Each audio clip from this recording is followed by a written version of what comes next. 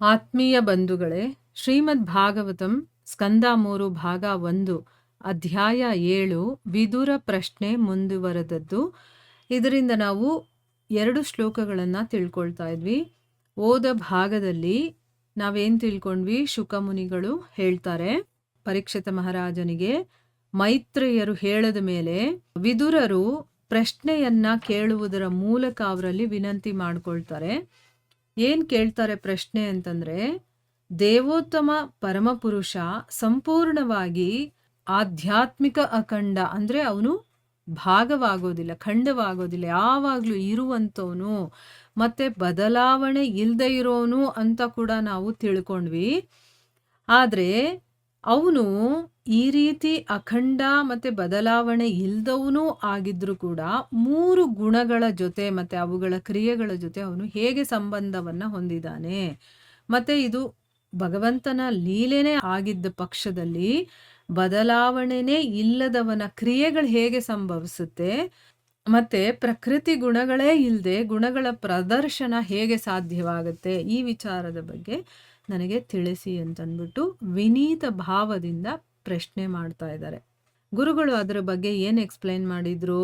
ಭಗವಂತ ತನ್ನ ಕಾರ್ಯಗಳನ್ನ, ತನ್ನ ಲೀಲೆಗಳನ್ನ ಅಥವಾ ಇಲ್ಲಿ ಬಂದು ತಾನು ನಡೆಸುವಂತ ಕೆಲಸಗಳನ್ನ ಹೇಗೆ ಮಾಡ್ತಾನೆ ಅಂತಂದ್ರೆ, ಅವನು ತನ್ನ ಶಕ್ತಿಗಳ ಮೂಲಕ ಆ ಕೆಲಸಗಳನ್ನ ಮಾಡ್ತಾನೆ. ಅಂದ್ರೆ ಅವತಾರವನ್ನ ತಗೊಂಡ್ ಬರ್ತಾನೆ ಅಥವಾ ತನ್ನ ಶಕ್ತಿಗಳ ಮೂಲಕ ಭಗವಂತ ಸ್ವಯಂ ಬಂದಾಗ್ಲೂ ಕೂಡ ಅವನು 3 ಗುಣಗಳ ಒಳಗಾಗಿ ಆ ಕೆಲಸಗಳನ್ನ ಮಾಡೋಲ್ಲ, ತನ್ನಲ್ಲಿರುವಂತಹ ಶಕ್ತಿಯಿಂದ ಅವನು ಆ ಕೆಲಸಗಳನ್ನ ಮಾಡ್ತಾನೆ. ಅಂದ್ರೆ ಒಬ್ಬ ಜೀವಿಗೂ ಒಬ್ಬ ಭಗವಂತನಿಗೂ ಇರುವಂತ ವ್ಯತ್ಯಾಸ ಏನು ಅಂತಂದ್ರೆ, ಅವನು ಆ ಶಕ್ತಿಗಳ ಒಡೆಯ, ಆದರೆ ಜೀವಿಗಳು ಆ ಶಕ್ತಿಗಳ ಅಧೀನರಾಗಿರ್ತಾರೆ ಅಂತ ಅಂದ್ಬಿಟ್ಟು ಇಲ್ಲಿ ಹೇಳ್ತಾ ಇದ್ದಾರೆ. ಮತ್ತೆ ಮೈತ್ರೇಯ ಮಹರ್ಷಿಗಳು ಈ ಒಂದು ವಿಷಯದ ಬಗ್ಗೆ ಹೇಳ್ತಾ ಇರೋದನ್ನ ಈಗ ವಿದುರರು ಆಲಿಸ್ತಾ ಇದ್ದಾರೆ. ಅಂದ್ರೆ ಭಗವಂತ ಮತ್ತೆ ಜೀವಿಗಳು ಸಮಾನ ಅಂತ ಹೇಳೋರು ಇದ್ದಾರಲ್ವಾ, ಅದು ತಪ್ಪು ಅನ್ನೋದನ್ನ ಇಲ್ಲಿ ಅವರು ಮೈತ್ರೇಯ ಮಹರ್ಷಿಗಳು ಹೇಳ್ತಾ ಇರೋದನ್ನ ವಿದುರರು ಕೇಳ್ತಾ ಇದ್ದಾರೆ. ಅದ್ರ ಜೊತೆಗೆ ನಾವು ಕೂಡ ಕೇಳ್ತಾ ಇದೀವಿ. ಈಗ ಮುಂದುವರೆದು ಹೇಳ್ತಾರೆ, ಈ ಶ್ಲೋಕದಲ್ಲಿ ಭಗವಂತನನ್ನು ಚಿನ್ಮಾತ್ರ ಅಂದ್ರೆ ಸಂಪೂರ್ಣ ಆಧ್ಯಾತ್ಮಿಕನೆಂದು ವರ್ಣಿಸಲಾಗಿದೆ. ದೇವೋತ್ತಮ ಪುರುಷನು ತಾತ್ಕಾಲಿಕ ಮತ್ತು ಶಾಶ್ವತ ಈ 2 ಬಗೆಯ ಅದ್ಭುತ ಸಂಗತಿಗಳನ್ನು ಸೃಷ್ಟಿಸುವ ಮತ್ತು ಅಭಿವ್ಯಕ್ತಿಸುವ ಅಮಿತ ಶಕ್ತಿಗಳನ್ನು ಹೊಂದಿದ್ದಾನೆ. ಈ ಐಹಿಕ ಜಗತ್ತು ಭಗವಂತನ ಬಹಿರಂಗ ಶಕ್ತಿಯ ಸೃಷ್ಟಿಯಾದ್ದರಿಂದಲೇ ಅದು ತಾತ್ಕಾಲಿಕವಾಗಿ ತೋರುತ್ತದೆ. ಇದು ಒಂದು ನಿಶ್ಚಿತ ಮಧ್ಯಾವಧಿಯಲ್ಲಿ ತೋರುತ್ತದೆ, ಸ್ವಲ್ಪ ಕಾಲ ನಿಲ್ಲುತ್ತದೆ ಮತ್ತು ಲಯವಾಗಿ ಭಗವಂತನ ಶಕ್ತಿಯಲ್ಲೇ ನೆಲೆಗೊಳ್ಳುತ್ತದೆ. ನೋಡಿ ಇಲ್ಲಿ ಏನು ಹೇಳ್ತಾ ಇದ್ದಾರೆ ಅಂತಂದ್ರೆ, ಈ ಶ್ಲೋಕದಲ್ಲಿ ಚಿನ್ಮಾತ್ರ ಅನ್ನುವಂಥ ಶಬ್ದವನ್ನ ಯೂಸ್ ಮಾಡಿದ್ದಾರೆ. ಅಂದ್ರೆ ಅರ್ಥ ಏನು? ಸಂಪೂರ್ಣ ಆಧ್ಯಾತ್ಮಿಕನಾಗಿರೋನು ಭಗವಂತ ಅಂತ ಅಂದ್ಬಿಟ್ಟು ಅರ್ಥ. ಈಗ ಭಗವಂತ 2 ರೀತಿಯ ಸೃಷ್ಟಿಯನ್ನ ಮಾಡ್ತಾನೆ. ಏನು? ಒಂದು ತಾತ್ಕಾಲಿಕವಾಗಿರೋದು, ಒಂದು ಶಾಶ್ವತವಾಗಿರೋದು. 2 ಕೂಡ ತುಂಬಾ ಅದ್ಭುತವಾಗಿರುವಂತ ಸಂಗತಿಗಳು. ಅದನ್ನ ಸೃಷ್ಟಿ ಮಾಡುವಂತ ಮತ್ತೆ ಅದನ್ನ ಅಭಿವ್ಯಕ್ತಗೊಳಿಸೋದು ಅಂದ್ರೆ ಅದು ಹೇಗೆಲ್ಲ ಕಾರ್ಯ ಮಾಡೋದು ಅಥವಾ ಅದು ನಮಗೆ ನೋಡೋದಕ್ಕೆ ಸಿಗೋದು, ಇದೆಲ್ಲ ಆಗೋದು ಹೇಗೆ ಅಂತಂದ್ರೆ ಅವನ ಅಮಿತವಾದ ಶಕ್ತಿ ಇದೆಯಲ್ಲ ಅವನ ಹತ್ರ, ಅದರಿಂದ ಇದನ್ನೆಲ್ಲ ಮಾಡ್ತಾನೆ. ಏನು? ತಾತ್ಕಾಲಿಕವಾಗಿ ಅಂದ್ರೆ ಏನೋ ಬರೀ ಸ್ವಲ್ಪ ದಿವಸಗಳ ಮಟ್ಟಿಗಿರುವಂಥದ್ದು, ಆದರೆ ಇನ್ನೂ ಒಂದಿದೆ, ಅದು ಶಾಶ್ವತವಾಗಿರುವಂಥದ್ದು. ಶಾಶ್ವತವಾಗಿರೋದನ್ನ ಆಧ್ಯಾತ್ಮಿಕ ಅಂತೀವಿ, ತಾತ್ಕಾಲಿಕವಾಗಿರೋದನ್ನ ಭೌತಿಕ ಅಂತ ಹೇಳ್ತೀವಿ. ಈ ರೀತಿಯ ಶಕ್ತಿಗಳನ್ನೆಲ್ಲ ಭಗವಂತ ಹೊಂದಿದ್ದಾನೆ. ಈ ಒಂದು ಐಹಿಕ ಜಗತ್ತಿದೆಯಲ್ಲ, ಇದು ಭಗವಂತನ ಯಾವ ಶಕ್ತಿಯಿಂದ ಸೃಷ್ಟಿಯಾಗಿದೆ ಅಂತಂದ್ರೆ ಬಹಿರಂಗ ಶಕ್ತಿಯಿಂದ ಸೃಷ್ಟಿಯಾಗಿದೆ. ಮತ್ತು ಇದು ತಾತ್ಕಾಲಿಕವಾಗಿರುವಂಥದ್ದು. ಅಂದ್ರೆ ನಮಗೆ ಈಗ ಸದ್ಯಕ್ಕೆ ಕಣ್ಣಿಗೆ ಕಾಣಿಸ್ತಾ ಇದೆ, ಮಧ್ಯದಲ್ಲಿ ಒಂದು ಸ್ವಲ್ಪ ದಿವಸ ಇರತ್ತೆ, ಆಮೇಲೆ ಅದೇನಾಗುತ್ತೆ ಮತ್ತೆ ಲಯವಾಗಿ ಭಗವಂತನ ಶಕ್ತಿಯಲ್ಲೇ ಅದು ಒಂದಾಗ್ಬಿಡತ್ತೆ. ಅಂದ್ರೆ ಇದು ಶಾಶ್ವತವಾಗಿ ಇರೋದಿಲ್ಲ. ಅಂದ್ರೆ ಅದು ನಮ್ಮ ಕಣ್ಣಿಗೆ ಕಾಣಿಸ್ಕೊಳ್ಳೋದಿಲ್ಲ ಅಷ್ಟೇ, ಆದ್ರೆ ಭಗವಂತನ ಒಳಗಡೆ ಅದಿರುತ್ತೆ.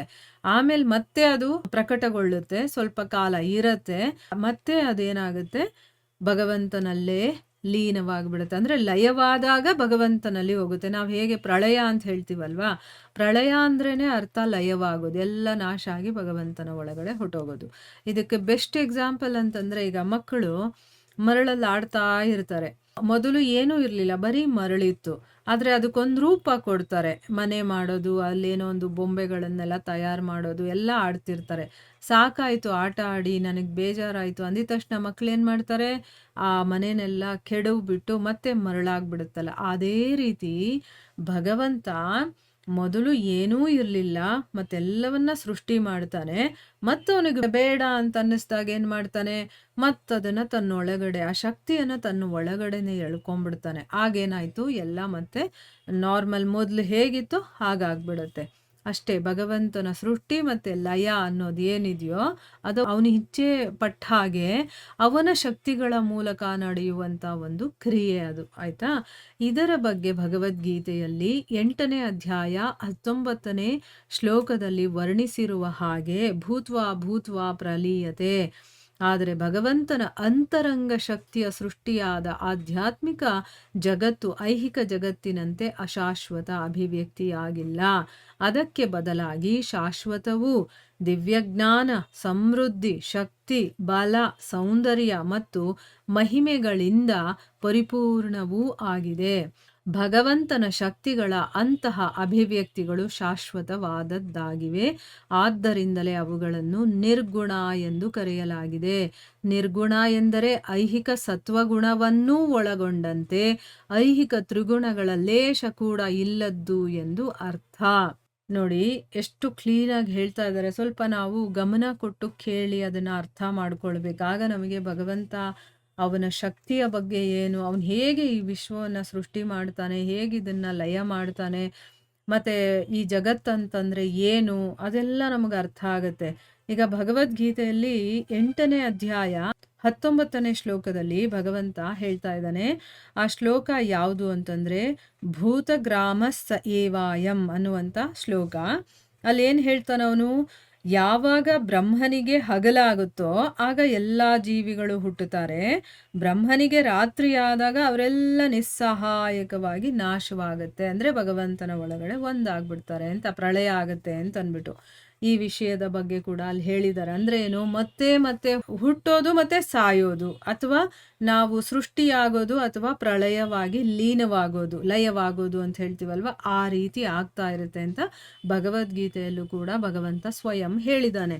ಆದ್ರೆ ಇನ್ನೊಂದು ಶಕ್ತಿ ಇದೆಯಲ್ಲ ಭಗವಂತನದು, ಈಗ ನಾವು ಮಾತಾಡಿದ್ದೆಲ್ಲ ಬಹಿರಂಗ ಶಕ್ತಿ ಆಯಿತು. ಈಗ ಭಗವಂತನ ಅಂತರಂಗ ಶಕ್ತಿ ಅಂತ ಒಂದಿದೆ.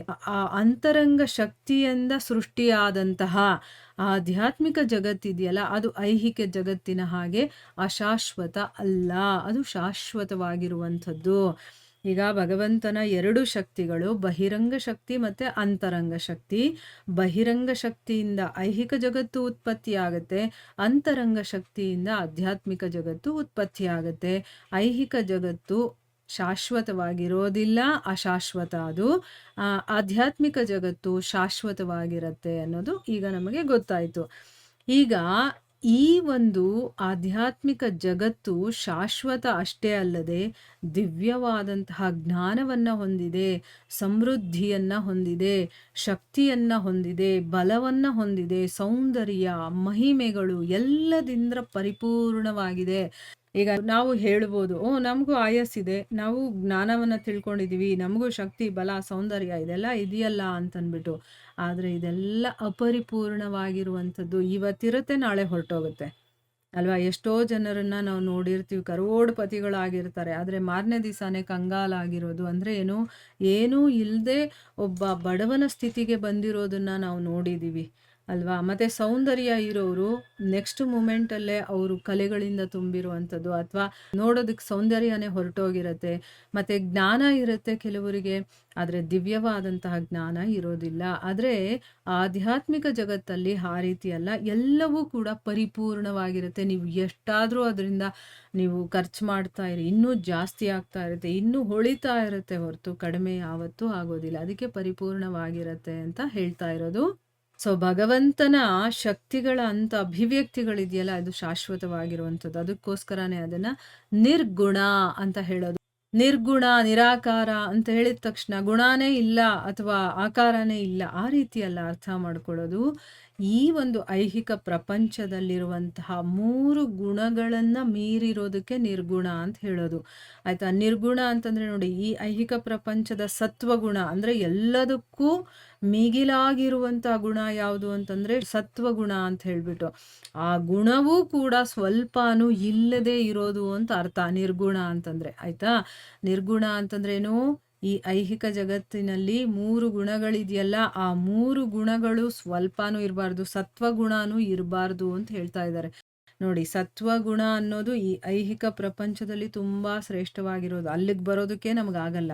ಇನ್ನು ಅದನ್ನು ಮೀರಬೇಕು ಅಂತಂದ್ರೆ ಇನ್ನೆಷ್ಟು ಸಾಧನೆ, ಇನ್ನೆಷ್ಟು ನಾವು ಶುದ್ಧರಾಗಬೇಕು ಅನ್ನೋದನ್ನ ನಾವು ಅರ್ಥ ಮಾಡ್ಕೊಳ್ಬೇಕು. ಇಲ್ಲಿ ಹೇಳ್ಬಿಟ್ಟಿದ್ದಾರೆ ನೋಡಿ, ನಿರ್ಗುಣ ಅಂತಂದ್ರೆ ಐಹಿಕ ಸತ್ವಗುಣವನ್ನೂ ಒಳಗೊಂಡಂತೆ 3 ತ್ರಿಗುಣಗಳ ಲೇಷ ಅಂದ್ರೆ ಒಂದು ಸ್ವಲ್ಪ ಕೂಡ ಇರಬಾರದು ಅಂತ ಅರ್ಥ ಅಂತ ಇಲ್ಲಿ ಹೇಳ್ತಾ ಇದ್ದಾರೆ.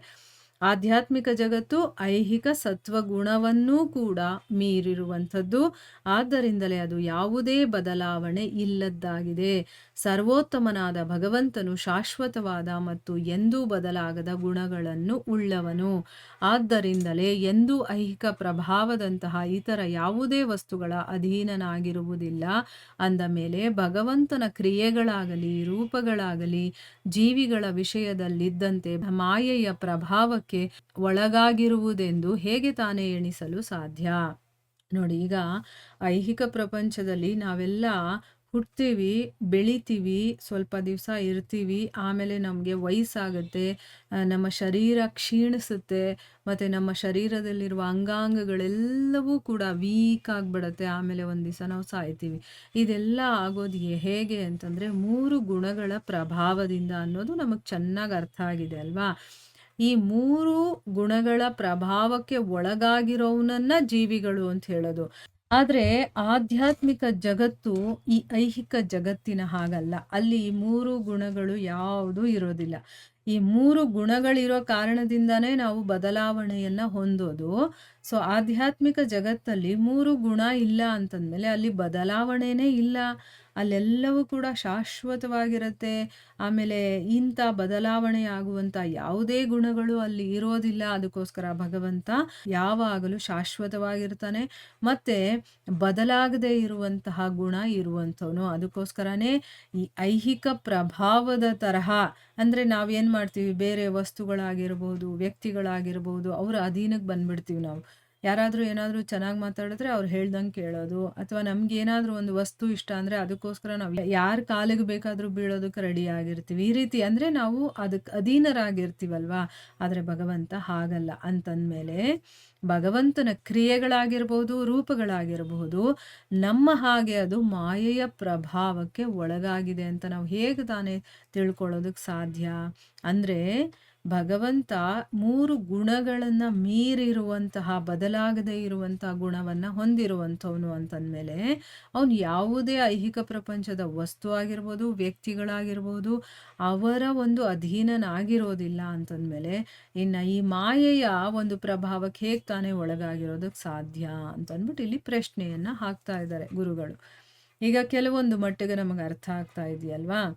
ಆಧ್ಯಾತ್ಮಿಕ ಪ್ರಪಂಚ ಮತ್ತು ಅದರ ಒಂದು ಗುಣ ಸ್ವಭಾವ ಹೇಗಿರುತ್ತೆ, ಐಹಿಕ ಪ್ರಪಂಚ ಮತ್ತು ಇಲ್ಲಿರುವಂಥವರು ಅದರ ಗುಣ ಸ್ವಭಾವ ಹೇಗಿರುತ್ತೆ, ಈ ಡಿಫ್ರೆನ್ಸ್ ನಮಗೆ ಗೊತ್ತಾದಾಗ ನಮಗೆ ಒಂದು ಮಟ್ಟಿಗೆ ಆಧ್ಯಾತ್ಮಿಕ ಅಂದರೆ ಏನು, ಐಹಿಕ ಅಂತಂದ್ರೆ ಏನು ಅಂತ ಸ್ವಲ್ಪ ಮಟ್ಟಿಗೆ ಅರ್ಥ ಆಗುತ್ತೆ. ಇದರ ಮುಂದುವರೆದ ಭಾಗ ಇನ್ನೂ ಇದೆ, ಅದನ್ನು ನಾವು ಮುಂದಿನ ಭಾಗದಲ್ಲಿ ತಿಳ್ಕೊಳ್ಳೋಣ. ಹರೇ ಕೃಷ್ಣ.